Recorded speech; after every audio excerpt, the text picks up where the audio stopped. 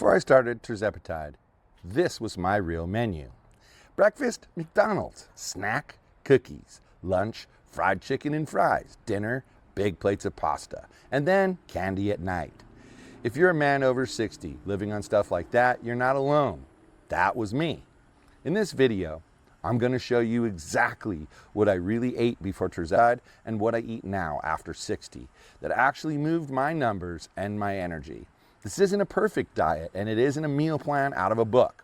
It's just the real changes that a guy over 60 actually made, starting from a junk food menu like that.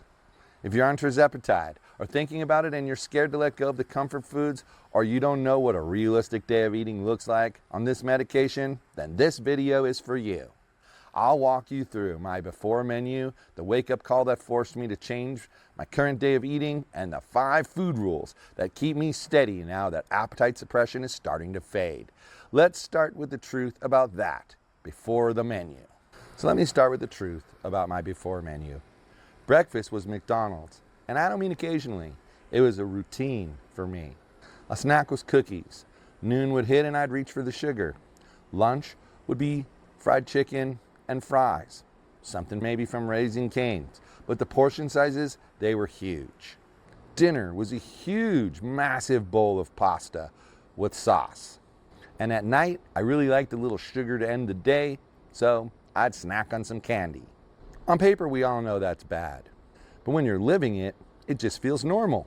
For me, it looked like low energy, lots of joint pain, and my numbers slipping the wrong way, and a lot of shame.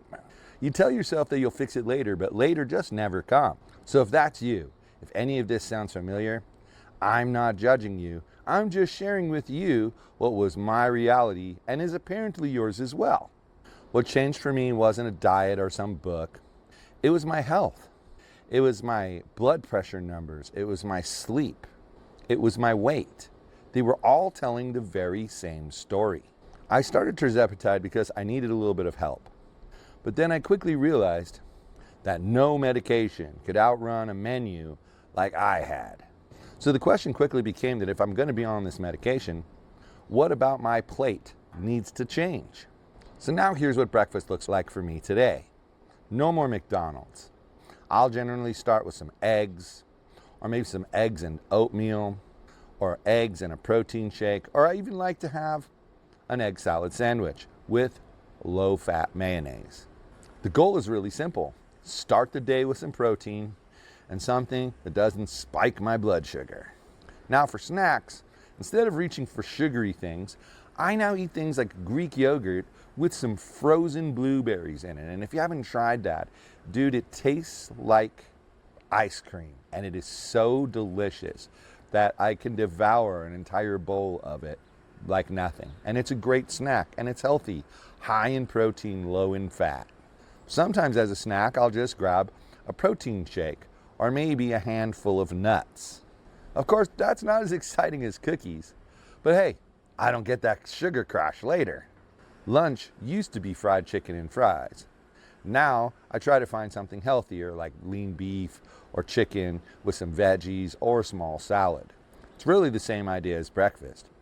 A protein, some fiber, and something that doesn't make me want to take a nap for 2 hours straight. Now for dinner, I still do pasta sometimes, but the portion size is tremendously smaller. And I include vegetables like broccoli or corn. There's something extra to eat, or maybe a salad on the side. At nighttime, instead of reaching for the candy, once again I'll reach for the Greek yogurt or just the frozen blueberries, or as I mentioned before, a mixture of the both because it's delicious. The biggest difference here isn't fancy recipes. It's just the basics. More protein, more fiber, less sugar. So now let me share with you my 5 food rules for being on Tirzepatide after 60 years old. Rule number 1, protein first, every meal. Whenever I'm sitting down to eat, I always ask myself, where's my protein? So maybe I have some chicken or some lean beef. Anything that's not going to spike my blood sugar. Rule number 2 is real food instead of ultra-processed food.